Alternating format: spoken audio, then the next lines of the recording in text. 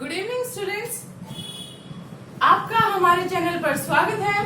तो आज हम करेंगे 10th क्लास की मैथ का चैप्टर नंबर 3 जिसका नाम है linear equation with two variables, मतलब दो चर वाले रेखिक समीकरण। ठीक है, ये इसकी एक्सरसाइज 3.3 है। इससे पहले मैं आपको एक्सरसाइज 3.1 एंड 3.2 करवा चुकी हूँ, जिन्हें आप आई बटन पर क्लिक करके देख सकते हैं या इन वीडियोस के डिस्क्रिप्शन में आपको पिछली सभी मैथ की वीडियोस के आपको लिंक मिलेंगे, जहां पर आप जाकर उन्हें देख सकते हैं। ठीक है, तो चलिए शुरू करते हैं आपका टॉपिक। ये टॉपिक्स आपको बाइलैंग्वेज मिलेंगे, हिंदी और इंग्लिश मीडियम दोनों से ही मिलेंगे। तो चलो, आपका जो टॉपिक है वो है सब्स्टिट्यूशन मेथड। सब्स्टिट्यूशन मेथड मतलब प्रतिस्थापन विधि। इस विधि के अंदर क्या किया जाता है, इस मेथड में क्या किया जाता है, किसी एक चीज की वैल्यू को सब्स्टिट्यूट करके दूसरी इक्वेशन में रखा जाता है। किसी एक इक्वेशन में से एक वेरिएबल की वैल्यू को सब्स्टिट्यूट करो, वहां से उसको दूसरे में रखो। ठीक है, मतलब आपके पास दो तरह की समीकरण होंगी, दो समीकरण होंगी, उनमें से एक समीकरण में से x या y की वैल्यू निकाल लो और उस वैल्यू को आप कहाँ रख सकते हो, दूसरी इक्वेशन में रख सकते हो। दोनों ही रेखिक है, इसीलिए जो दूसरी इक्वेशन बनेगी, दूसरी इक्वेशन में से आपकी एक वेरिएबल की वैल्यू निकल कर आ जाएगी, मतलब x या y की वैल्यू निकल कर आ जाएगी। अब देखो कैसे, मानो आपके पास ये दो समीकरण है, मैंने पहली समीकरण से x की वैल्यू निकाल ली, क्या, माइनस का b1 माइनस का c1 बाय a1। देखो ये यहाँ प्लस का था, है ना, तो उस तरफ जाएगा तो कैसा होगा, माइनस का, एंड ये a1 यहाँ पर मल्टीप्लाई में है तो उस तरफ जाएगा तो डिवाइड का हो जाएगा। ठीक है, अब ये x की वैल्यू आ गई आपके पास। अब मैं क्या करूंगी, putting the value of x in second equation. अब देखो ये जो वैल्यू है ये y के टर्म में है, y के वेरिएबल फॉर्म में है ना।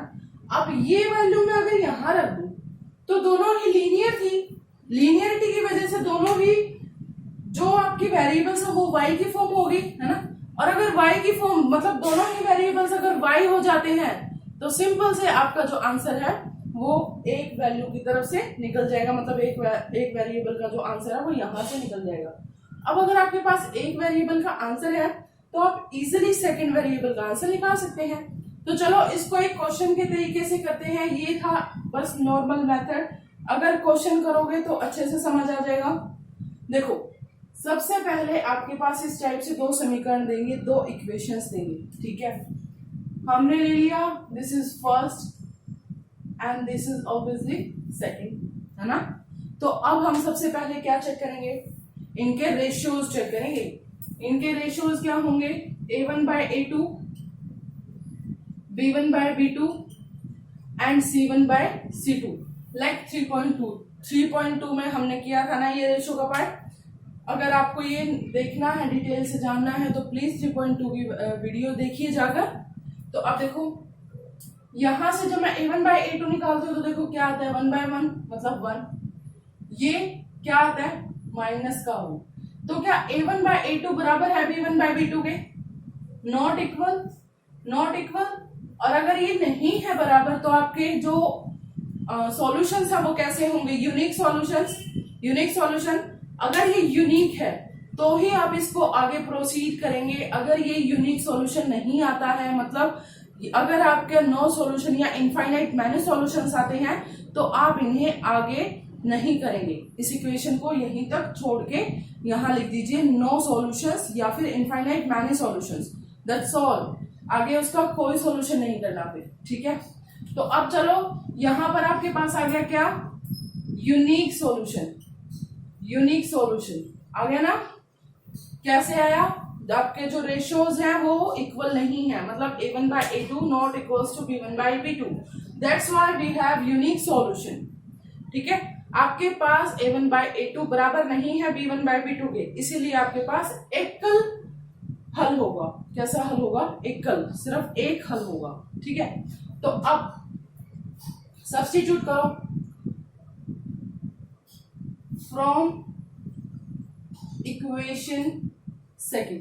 देखो भाई, मैं इनमें से किसी भी इक्वेशन का यूज कर सकती हूँ, दैट्स माय प्रॉब्लम। ठीक है, मतलब मेरी सिचुएशन है, मेरी चॉइस होगी, मेरी मर्जी होगी कि मैं इनमें से कौन सी समीकरण को उठाती हूँ या कौन सी समीकरण में से मैं अपने वेरिएबल की वैल्यू को निकालती हूँ। देखो, आपको ये इस तरह से चूज करें, जोन सी में से आपको ये लगे ना कि इजी पड़ेगा, वेरिएबल की वैल्यू को रखना या वहां से वैल्यू निकालना आपको आसान लगेगा, जोन सी समीकरण आपको सरल लगे, इजी लगे, उसी में से आप एक्स या वाई की वैल्यू को फाइंड आउट करें। ठीक है, अब मुझे ये वाली इजी लगी तो मैंने ये वाली ले ली। तो from equation second the value of x, x की वैल्यू क्या होगी आपकी, x is equal to 4 plus y, है ना, यही होगी, x is equal to 4 plus y. अब put the value of x, x की वैल्यू को मैं किस में पुट करूंगी, अब फर्स्ट इक्वेशन में, तो कर दो एक्स की जगह 4 plus Y is equal to 14। अब उसके बाद देखो, इनको करो 4 plus Y 2y is equal to 14, ये 4 उस तरफ जाके माइनस का, तो 14 माइनस 4 कितना आएगा आपके पास, 2y is equal to 10 and y is equal to 10/2 which is 5, है ना, y इज इक्वल टू क्या आ गया, 10/2, 5 आ गया। अब आपके पास y की वैल्यू तो निकल आई, ठीक है, y की वैल्यू तो निकल आई। अब putting the value of y in first equation, दोबारा से मैं इसको फर्स्ट इक्वेशन में रखती हूँ, तो ये हो जाएगा x plus 5 is equal to 14। ठीक है, और मैं क्या लिख सकती हूँ, x is equal to 14 minus 5 कितना आ जाएगा, 9। तो यहां से आपके पास x एंड y की वैल्यू आ जाती है, यहां से आपके पास x की वैल्यू आ जाती है। देखो, मैंने क्या किया, आपके पास दो समीकरण थी, मैंने दूसरी समीकरण से x का मान निकाला। ठीक है, अब x के मान को मैंने समीकरण 1 में रखा, 1 में रखने से आपके पास y का मान आ गया, y का मान अब मैंने दोबारा से 1 में रख दिया, तो क्या आ जाएगा आपके पास, x का मान आ जाएगा। ठीक है, आ गया समझ। तो अब हम करते हैं हमारे क्वेश्चन का सेकंड पार्ट। जैसे हमने इस पार्ट में सबसे पहले इसके क्या चेक किए थे, रेशियोज चेक किए थे, है ना, तो इन रेशियोज को हम यहां भी चेक करेंगे। तो बताओ रेशियोज को चेक करके कैसा आंसर आया, मैं आपको बताती हूँ, इसमें आएगा यूनिक सॉल्यूशन। ठीक है, यूनिक सॉल्यूशन। अब इसको सॉल्व करना है, तो ये है आपकी इक्वेशन नंबर फर्स्ट, ये इक्वेशन नंबर सेकंड। अब की बार मुझे इजी इक्वेशन नंबर फर्स्ट लगी है, मतलब मुझे आसान समीकरण नंबर पहली लगी, तो इसीलिए फ्रॉम इक्वेशन फर्स्ट, मतलब समीकरण 1 से s माइनस टी बराबर 3, तो s इज इक्वल टू 3 जमा टी हो गया, ये हो गया। अब putting the value of x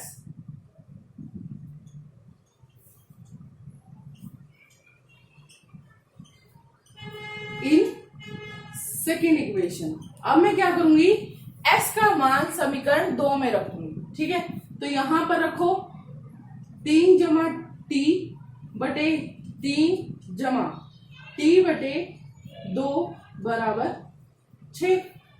ठीक है, अब तुम इसको एलसीएम लोगे, फिर करोगे, बड़ा सा प्रोसीजर बनाओगे, तो इसके लिए इसमें एक शॉर्ट ट्रिक बताती हूँ, इसकी मल्टीप्लाई इसके साथ, इसकी मल्टीप्लाई इसके साथ, और इन दोनों की मल्टीप्लाई इसके साथ। ठीक है, समझ आया, इसकी मल्टीप्लाई इसके साथ, इसकी मल्टीप्लाई इसके साथ, और इन दोनों की मल्टीप्लाई उसके साथ। ठीक है ना, समझ आ गया ना। अब करो, इसकी मल्टीप्लाई इसके साथ करो, 3 दूनी 6 प्लस 2 3, इसकी इसके साथ करो प्लस 3 टी, अब 3 दूनी 6 उस 6 की मल्टीप्लाई मैं किसके साथ कर दूंगी, इस वाले 6 के साथ कर दूंगी, तो ये हो जाएगा 36। समझ आ गई ना कैसे किया, समझ आ गई ना। तो इससे आपका जो एलसीएम का चक्कर है वो खत्म हो जाता है। अब देखो इसको मैं एक बार एलसीएम के तरीके से भी करके दिखाऊंगी, ठीक है। तो 3 और 2 का एलसीएम कितना होता है आपके पास, 6। 3 और 2 का एलसीएम कितना होता है आपके पास, 6 होता है ना। अब देखो यहां पर 3 दूनी 6, तो 2 की मल्टीप्लाई इसके साथ करोगे तुम, 2 इंटू 3 प्लस टी, है ना। अब 2 3 जा 6, तो 3 की मल्टीप्लाई इसके साथ करोगे प्लस 3t, यही आएगा, यही आएगा, है ना। अब देखो इसको इसके साथ करो तो क्या बनता है, 6t, सॉरी 3 दूनी 6 प्लस में 2t, यहां पर आपका 3t। ये देखो बराबर में 6 था और नीचे भी 6 था, तो इस 6 ये 6 उस तरफ जाएगा तो गुना हो जाएगा, गुना होगा तो 6 6 36, देखो सेम आ रहा है, सेम आएगी, है ना। तो इसलिए मैंने ये शॉर्ट ट्रिक करवाई ताकि तुम्हें इतना लंबा प्रोसीजर ना करना पड़े। सिंपल सा है, इस ऑपोजिट में एक दूसरे के विपरीत में गुना कर दो, ऐसे क्रॉस, ठीक है, क्रॉस मल्टीप्लाई, इसकी गुणा इसके साथ, इसकी गुणा इसके साथ, इन दोनों की गुणा इसके साथ, ठीक है। इसकी उसके साथ, उसकी इसके साथ, और इन दोनों की तीसरे के साथ। तो अब करो आगे, 6 जमा 3 और 2 5t बराबर 36, ये 6 उस तरफ जाके माइनस का, तो 5t बराबर कितना आ गया, 36 माइनस 6 कितना आ गया 30, तो 5t बराबर 30, t बराबर कितना हो जाएगा 30/5, 5 का 30, t की वैल्यू कितनी आ गई 6, t का मान कितना आ गया 6। अब मैं t की वैल्यू को कहां रखूं, कहां रखूं, इसमें रख दूं, इसमें रख दूं, या समीकरण फर्स्ट में ही रख देते हैं, ठीक है। तो अब मैंने किया put the value of t in first equation. First equation में मैंने अपने समीकरण, मतलब पहले समीकरण में मैंने अपने t के मान को रख लिया, ठीक है। अब s माइनस टी कितना आया 6 बराबर 3, ये उस तरफ जाके प्लस का, तो s बराबर कितना हो जाएगा 3 और 6 9, s की वैल्यू निकल आई, यहां पर t की वैल्यू निकले, ठीक है ना। आसान, बस एक वेरिएबल का मान निकालो, एक वेरिएबल की वैल्यू को फाइंड आउट करो, दूसरी इक्वेशन में रखो और आंसर आपके पास है, ठीक है।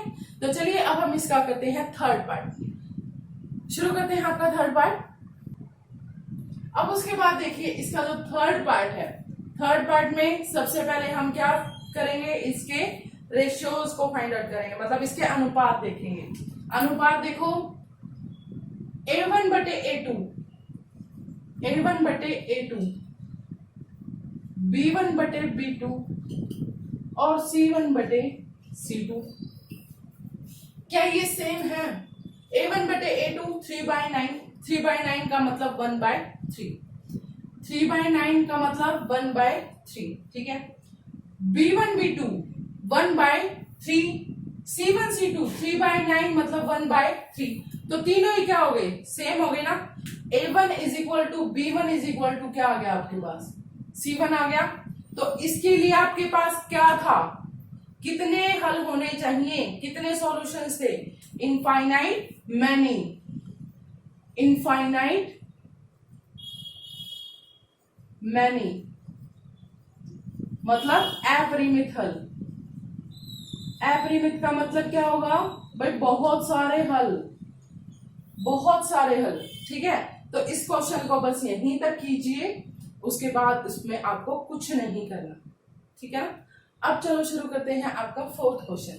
तो ये फोर्थ क्वेश्चन में फर्स्ट इक्वेशन है, ये है आपकी second equation.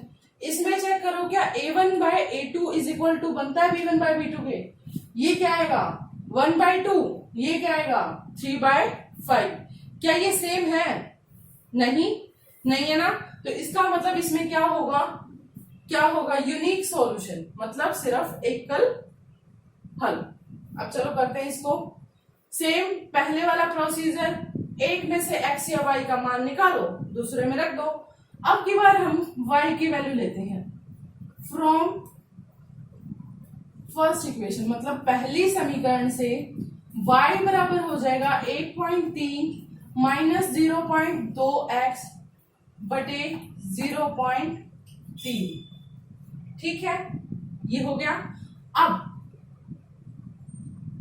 Put the value of y in equation second equation में इसके रखो इसे y की वैल्यू को, तो ये हो जाएगा 0.4x plus 0.5 into 1.3 minus 0.2x upon 0.3। ये आ गया, ये आ गया। अब इज इक्वल टू में क्या था, इसका इज इक्वल टू में क्या था, 2.3 था, 2.3 था।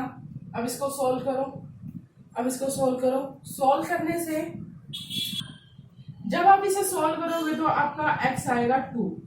कैसे आएगा, कैसे आएगा, देखो यहां से इस पॉइंट से ये पॉइंट कैंसिल हो जाएगा ना, कैंसिल।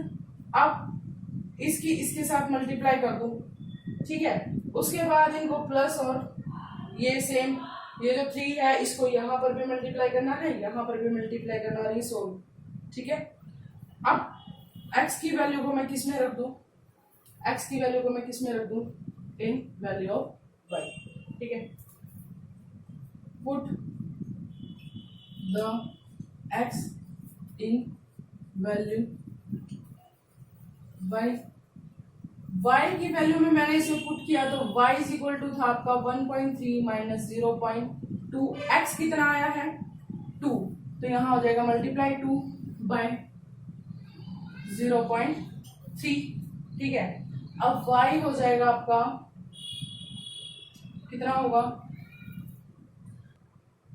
0.4 बाय 0.3। अब 1.3 माइनस 0.4 कितना आ गया 0.9, कितना आया 0.9 बाय 0.3। ये point two point cancel, point से पॉइंट कैंसिल, तो 9/3 कितना हो जाएगा आपका 3। तो इसका मतलब y कितना आ गया आपके पास 3, ठीक है। x कितना आया 2 और y कितना आ गया 3। ये होंगे आपके समीकरण के हल। इस तरीके से आपको निकालना है। एक जगह से x को निकालो, दूसरी जगह पे x को रखो, या एक जगह से y को निकालो, दूसरी जगह पे y को रखो। लीनियर है मतलब रेखिक है, तो इसीलिए आपका दूसरी समीकरण में जब मान रखोगे तो वहीं से आपका x या y का वैल्यू आ जाएगा, मान आ जाएगा। उस मान को फिर दूसरी समीकरण में रख दो, क्वेश्चन सॉल्व, ठीक है। अब देखते हैं आपका फिफ्थ क्वेश्चन।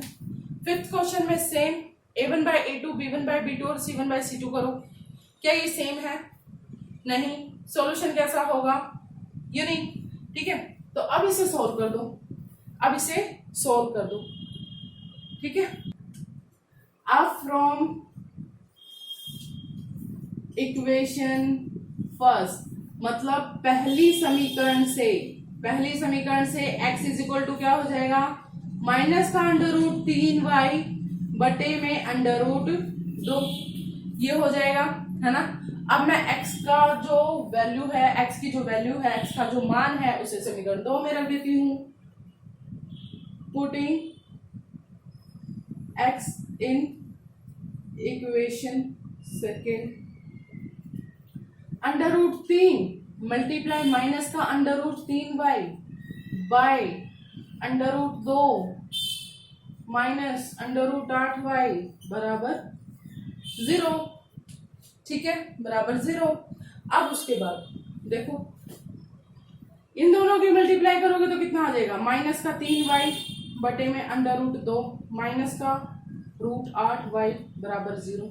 अब इस 8 को इस √2 को यहाँ और कहाँ मल्टीप्लाई कर दो, यहाँ मल्टीप्लाई कर दो, तो आपका एलसीएम का जो इतना बड़ा चक्कर है वो कट जाएगा, ठीक है। तो शुरू करो, माइनस का 3y। अब मैं यहाँ पर आपको बताती हूँ कि मल्टीप्लाई कैसे करोगे अंडर रूट वाले। √2 मल्टीप्लाई √8 कितना हो गया, 8 दूनी 16, तो ये हो जाएगा √16। और √16 किसके का आंसर क्या होता है, वर्गमूल 16 का उत्तर क्या होता है, 4। यही उत्तर होता है ना, यही होता है ना। तो ये हो जाएगा आपका -4y बराबर √2 की मल्टीप्लाई 0 के साथ तो 0 ही आएगी, -7y बराबर 0, तो y बराबर भी क्या हो जाएगा 0, है ना। अब इस y की वैल्यू तुम यहां रखोगे तो x भी क्या आ जाएगा आपका 0। x और y दोनों ही इसमें आपके पास क्या आएंगे 0। ठीक है, हो गया आपका क्वेश्चन। ये था आपका पूरा फर्स्ट क्वेश्चन, जिसमें सिर्फ 6th पार्ट अभी बचता है, जिसका आंसर आप हमें कमेंट बॉक्स में कमेंट करके बताएंगे। ठीक है, तो चलिए अब हम चलते हैं हमारे सेकंड क्वेश्चन की तरफ। अब है आपका question number second. Question number second है, सॉल्व कीजिए 2 equations and hence find the value of m for each for which y is equal to mx plus 3। ठीक है, इसका मतलब ये क्या कह रहा है कि आपके पास 2 समीकरण हैं।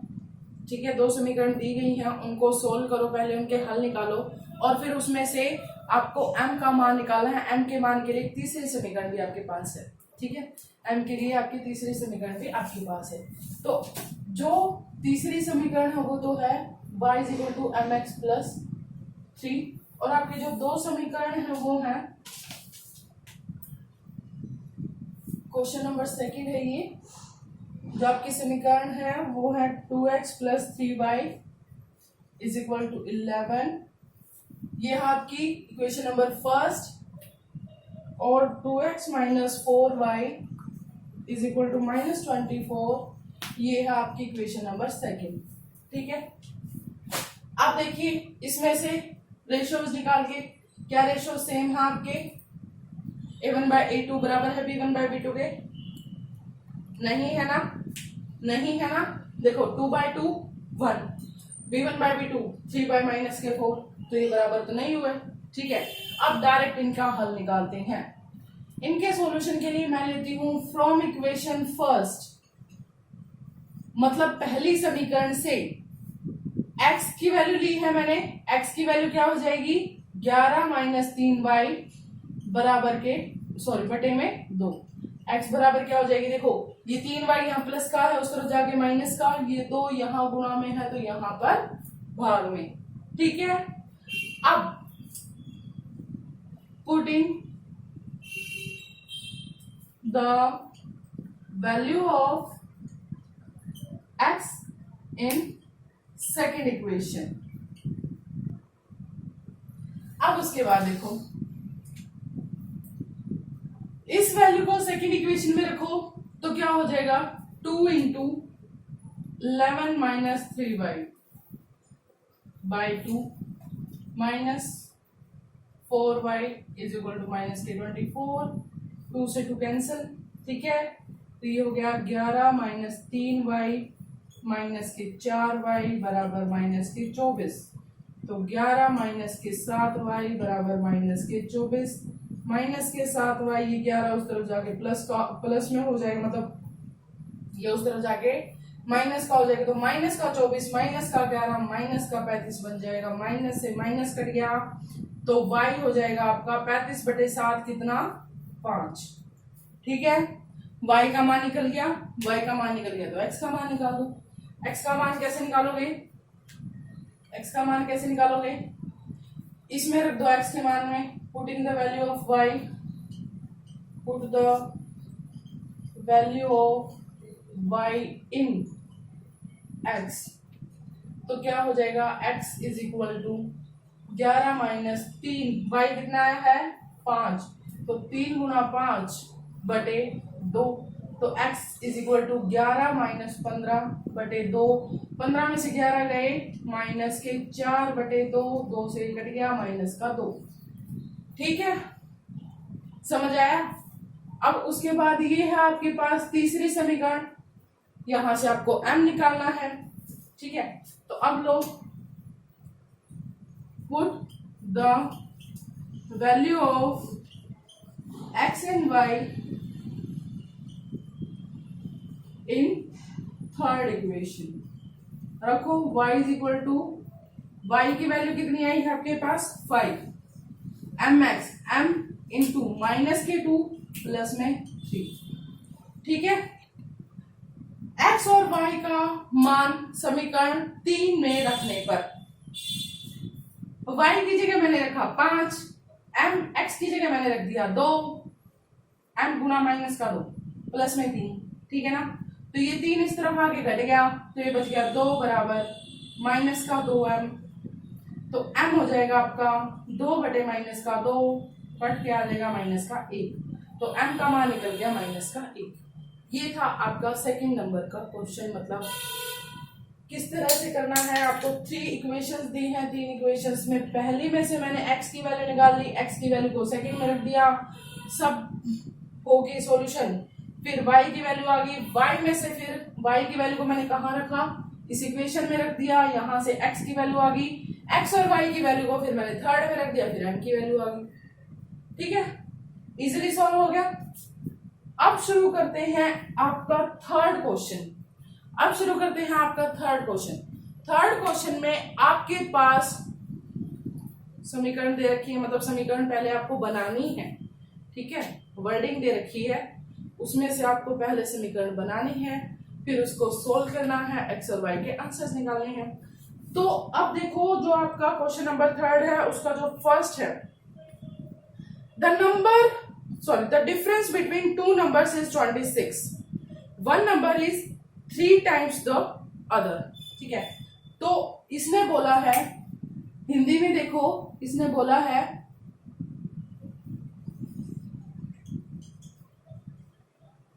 कि दो संख्याओं के बीच का अंतर आपके पास 26 है। तो माना पहली संख्या है x, लेट माना फर्स्ट नंबर आपका है x एंड सेकंड नंबर है आपका y, ठीक है।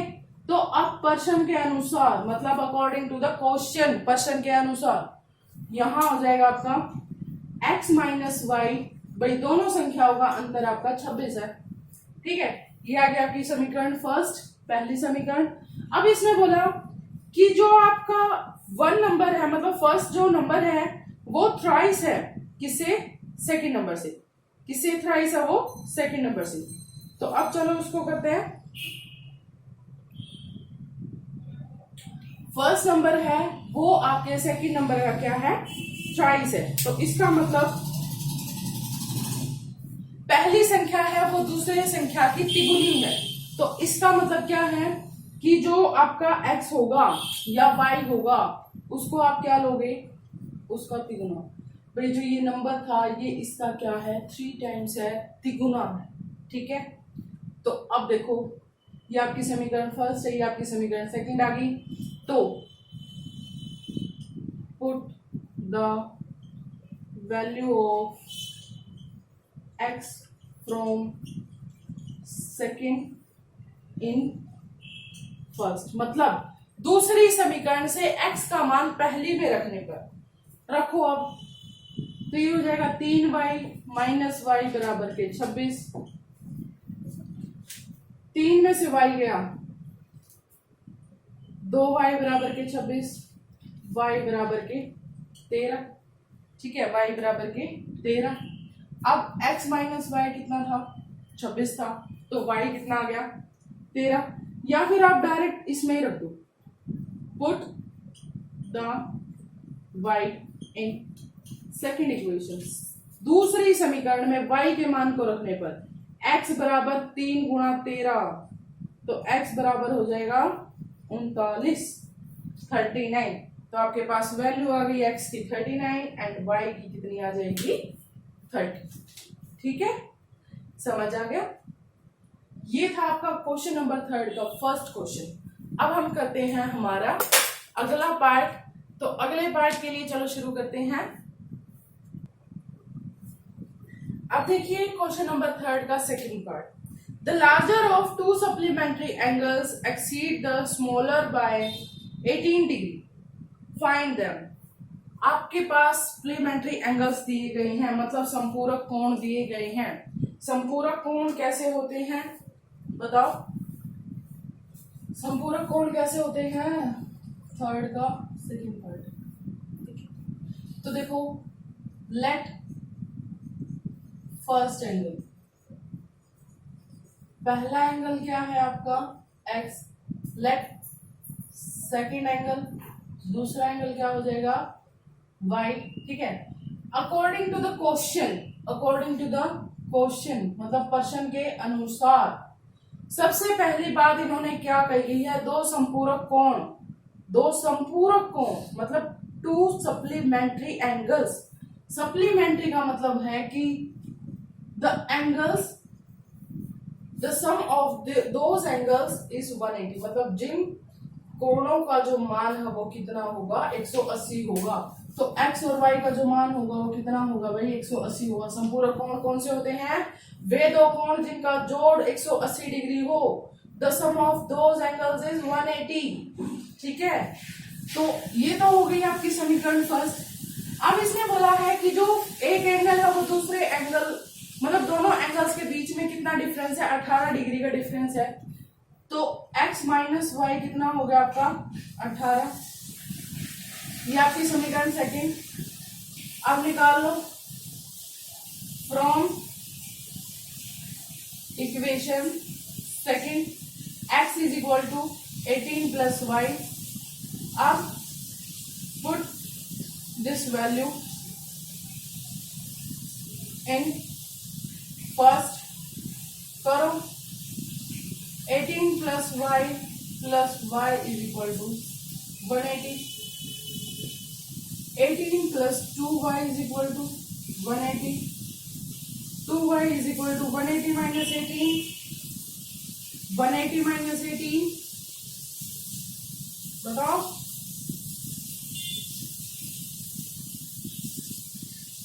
तो y हो जाएगा आपका 81, y कितना हो जाएगा 81 डिग्री।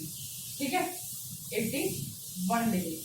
अब मैंने y की वैल्यू को कहाँ रख दिया, आपकी इक्वेशन नंबर सेकंड में रख दिया।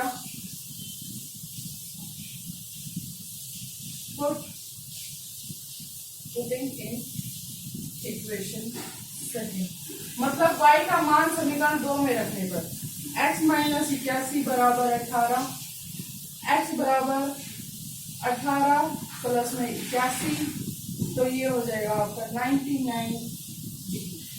ठीक है, कितना हो जाएगा 99 डिग्री। तो आपके दो एंगल कौन कौन से आ गए, तो 81 अरे 99। ठीक है, हो गया। तो चलिए अब हम करते हैं इसका सेकंड पार्ट। तो सेकंड पार्ट में क्या है, सॉरी थर्ड पार्ट में क्या है, the coach of a cricket team by 7 bats and 6 balls. तो मैं यहाँ पहले ही लिख देती हूँ, और ये इसका थर्ड पार्ट है, price of a bat, price of ball. तो मैंने बैट का प्राइस ले लिया x रुपीज एंड बॉल का ले लिया मैंने y रुपीज। तो अब अकॉर्डिंग टू द क्वेश्चन, मतलब देखो बैट का जो प्राइस है, मतलब बैट का जो मूल्य है वो हमने मान लिया x, और जो बॉल का मूल्य हमने मान लिया y। ठीक है, अब इसने बोला था कि एक क्रिकेट टीम के कोच ने 7 बल्ले व 6 गेंदे 3,800 रुपए में खरीदी। तो 7 बल्ले 7x 6 गेंदे 6y कितने रुपए में खरीदी, 3800 रुपए में खरीदी। ठीक है, ये थी आपकी समीकरण पहली। अब क्या हुआ, बाद में उसने 3 बल्ले तथा 5 गेंदे 1750 रुपए में भी खरीदी। बाद में उसने कितनी खरीदी, 7 कितनी खरीदी भाई, 3 बल्ले और 5 गेंदे, 3 बल्ले और 5 गेंदे कितने में खरीदी, 1750 रुपए में। ये हो गई आपकी समीकरण 2। ठीक है, यहां तक आया समझ। अब x और y की वैल्यू निकाल दो। तो मैंने x की वैल्यू ले ली, यहां पर समीकरण 1 से।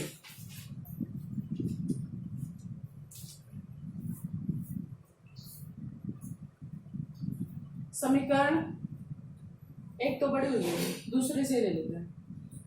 तो फ्रॉम इक्वेशन सेकेंड, समीकरण 2 से यहां हो जाएगा x बराबर 1750 माइनस के 5y बटे में 3।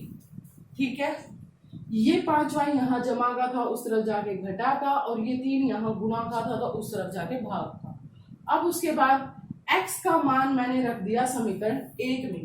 ठीक है, put x in equation first.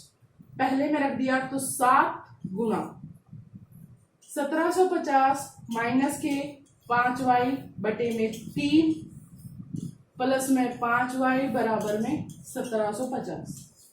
ठीक है, अब इसे सोल्व कर दो।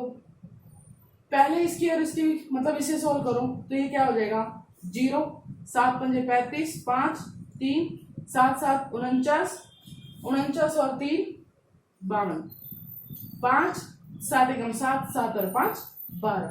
ठीक है, माइनस के 35y बटे में 3 प्लस के 5y बराबर के 1750। अब देखो ये यहाँ पर गुणा में है तो इसकी और इसके भाग में हो जाएगा। सॉरी, ये सिर्फ इसके पास है, मतलब ये सिर्फ इसके भाग में है तो इन दोनों के साथ गुणा हो जाएगा। ठीक है ना, इसकी गुणा इसके और इसके साथ, ऐसा करने से तुम एलसीएम के प्रोसीजर से बच सकते हो। तो अब शुरू करो।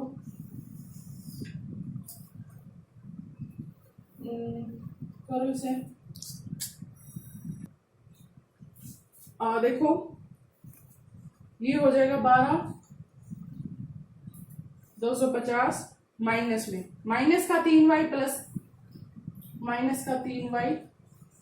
अब 3 को 5 के साथ गुणा करो तो कितना आ गया, प्लस के 15y बराबर में कितना हो जाएगा, इस 3 को इसके साथ गुणा कर दो, 0 5 ये 15 हासिल आ गया 1। ठीक है, 7 या 21 और 1 22, 2 3 एकम 3 और 2 5। ये आ गया ना, ठीक है ना, ये आ गया, इसके इज इक्वल टू में ये आ गया। अब इसको और इसको सॉल्व करो, 15 में से 3 गए, 15 में से 3 गए, कितना बचेगा। समीकरण में देखिए भाई, ये यहां पर थोड़ी सी मिस्टेक है, यहां पर ये आएगा 3800। ठीक है, तो अब इसकी मल्टीप्लाई 3800 के साथ करोगे तो तुम्हारे पास आएगा ये। ठीक है ना, अब इसको कर दो आगे, माइनस का 12y बराबर में ये 12 250 उस तरफ जाके माइनस का हो जाएगा तो ये हो जाएगा माइनस 12y, उस तरफ जाके माइनस का तो ये है माइनस में। ठीक है, अब इसके बाद आपके पास x और y दोनों की ही वैल्यू आ जाएगी। ठीक है, एक बार इसको हल करो, इसके जो उत्तर आएंगे कमेंट बॉक्स में कमेंट करो। इसके बाद आपके पास सिर्फ 1 या 2 क्वेश्चन ही पेंडिंग हो गए, क्वेश्चन नंबर 3 के।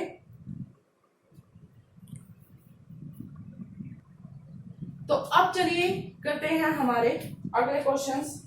आपका जो नेक्स्ट क्वेश्चन है वो क्या है, मैं उनकी सिर्फ आपके पास इक्वेशन बनवाऊंगी, उसको बाकी का सोल्व आप खुद करो। ठीक है, अब फ्रैक्शन बिकम 9/11 एक भिन्न 9/11 हो जाती है जब if 2 is added to both numerator and denominator, जब दोनों मतलब हर और अंश में 2 को जोड़ा जाता है।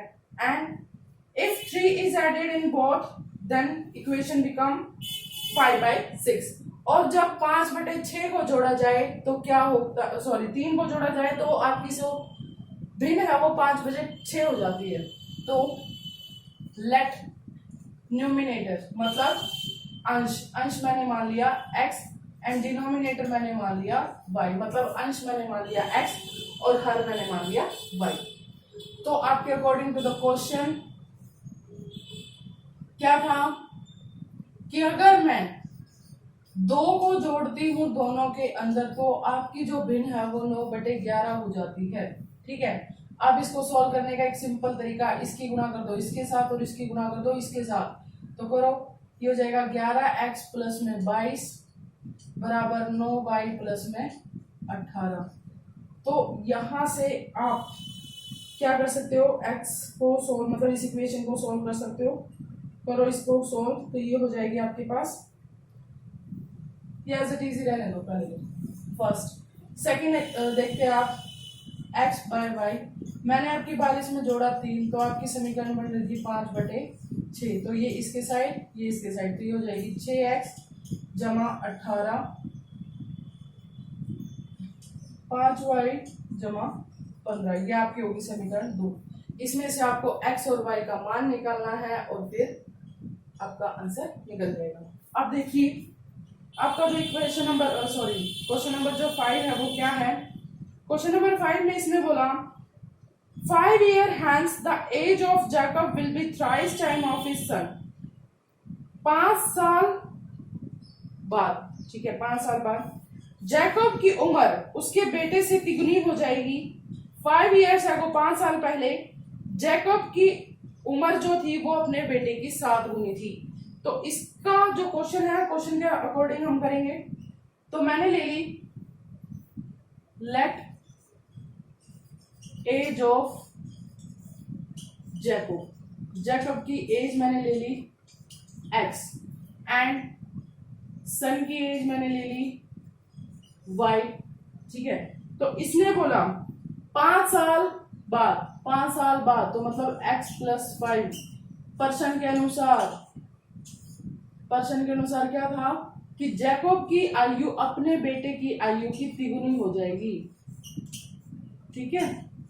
ये 5 साल बाद जैकब की आयु, ये उसके बेटे की आयु, और पर्सन ने क्या बोला है भी जैकब की आयु उसके बेटे की आयु की क्या हो जाएगी, तिगुनी हो जाएगी, ठीक है।